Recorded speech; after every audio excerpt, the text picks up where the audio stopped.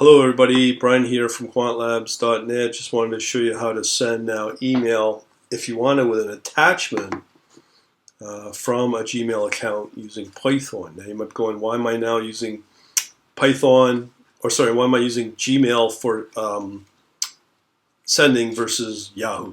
I'm pretty sure you could still use Yahoo if you want. In this case, I've already had an account and I've been doing it for so long with Gmail. So I don't think it really matters, to be honest.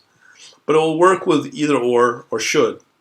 But I'm going to walk you through what I have, and I'm sure somebody else will pick it up on here and maybe improve the process because it is all this code to be found on GitHub. It's the spirit of it. Anyways, so let's go to the email inbox for Yahoo.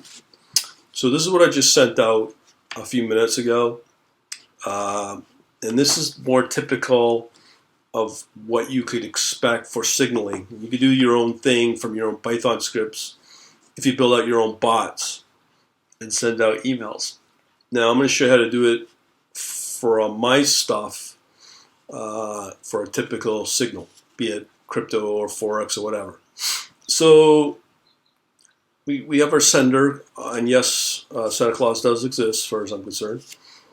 We have our title of our email and the contents of the email. So here, in this case, I'm not going to show the whole thing, but it's just, comma separated. We have a quantity.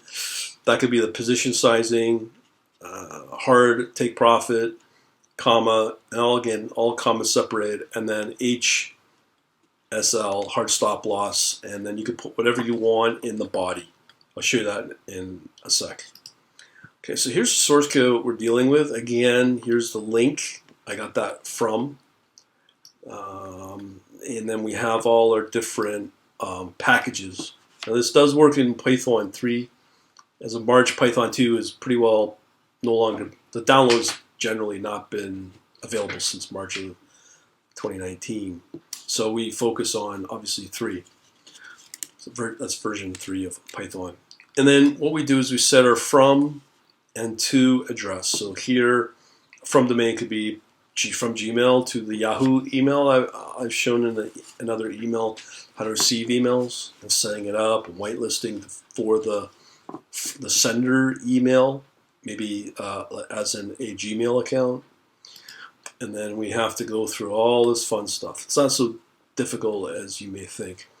So we set our type, our multi-part type of email. Then we have our from, who it's from, and then the password that we could set up whatever the password is, and then the title or the subject, and then the body. Now again, this is what I was referring to in the body. This is a typical example you could use, or an idea that you could use, and it could be anything you want. I just comma separate it with the identifier of the field plus the value, and again this would be position size. It could be 1, again for trading, obviously algorithmic trading, for those outside that space. Then we set a hard take profit, the value for that, all again separated by columns, hard stop loss, the value, and then the soft take profit and the soft stop loss. So this could change if you are looking at it from my analytics service, but this is just an example of what I could send out. And then what we do is if I wanted to send out an attachment, this is just another example, name of the file, and then where the file is located, because it has to open the file and then also send over the data from the file, which in this case could be a text file. It could be anything you want, really. And then you could maybe, I don't know, duplicate the content or whatever. You can do whatever you want. And then, so we set the file name, the attachment, the type of application it is. Again, we have to deal with the payload, and that is the payload from the attachment, which is this open statement on where the text file resides on your local system, as well as what mode it is. In this case, it's reading in byte mode, similar to C, if you know that. set the payload, encode it in 64, I believe. I guess that's part of the system. And then you add your header, and this is part of for the protocol for the email, the file name and all that fun stuff. Then you attach it by this function for the MSG,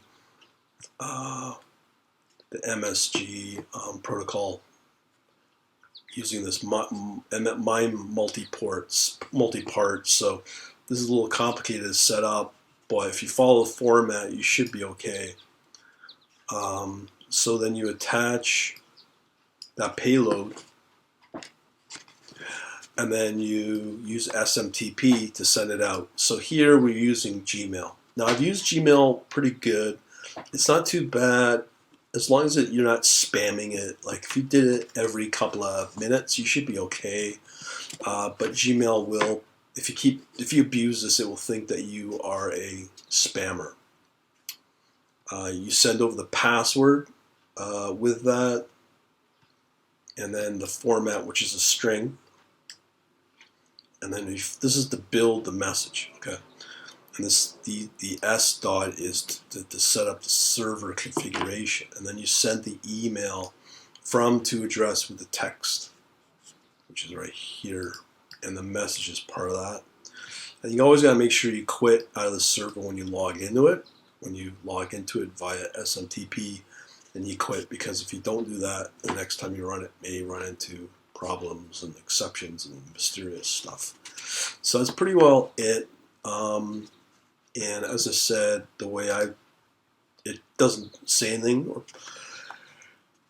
or print anything, but it does work with this format and this particular GitHub repository link I got here.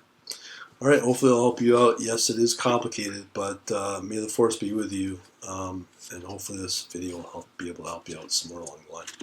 Talk to you later.